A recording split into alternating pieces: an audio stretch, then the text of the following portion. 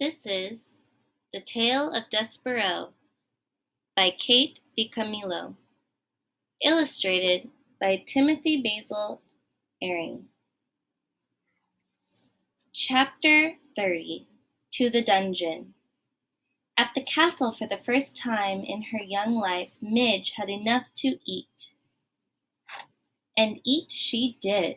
She quickly became plump, and then plumper still. She grew rounder and bigger, only her head stayed small.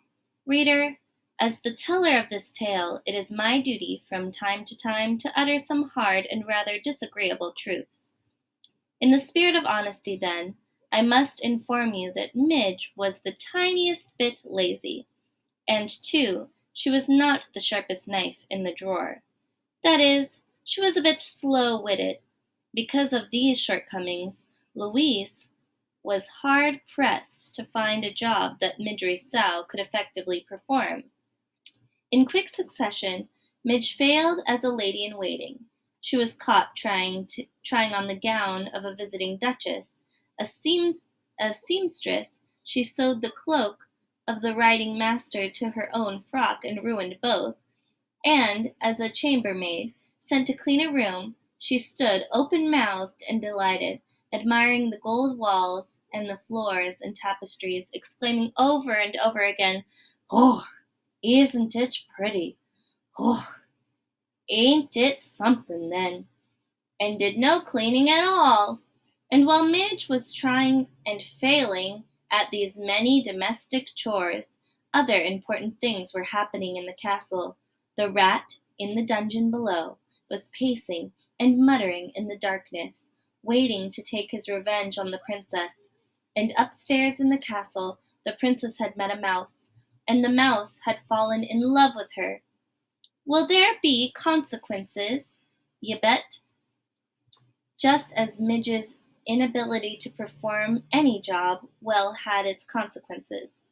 For finally, as a last resort, Louise sent Midge to the kitchen, where Cook had a reputation for dealing effectively with difficult help. In Cook's kitchen, Midge dropped eggshells in the pound cake batter. She scrubbed the kitchen floor with cooking oil instead of cleanser. She sneezed directly on the king's pork chop moments before it was to be served to him.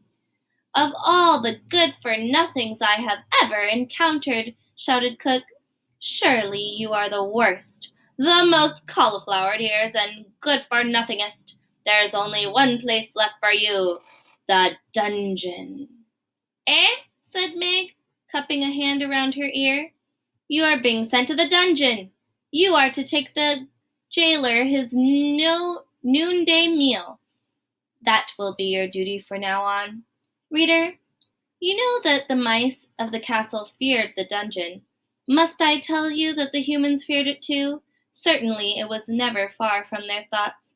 It was in the warm months a foul odor rose out of the dark depths and permeated the whole of the castle, and in the still, cold nights of winter, terrible howls issued from the dark place, as if the castle itself were weeping and moaning. "It's only the wind," the people of the castle assured each other, "nothing but the wind."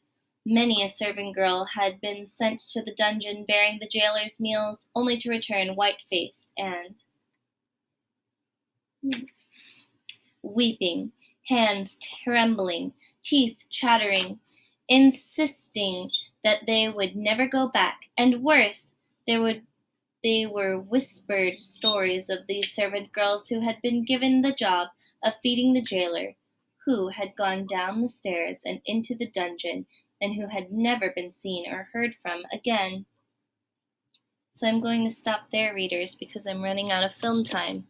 But I want to know what's going to happen to Midge when she goes down into the dungeon. Thank you for reading with me today.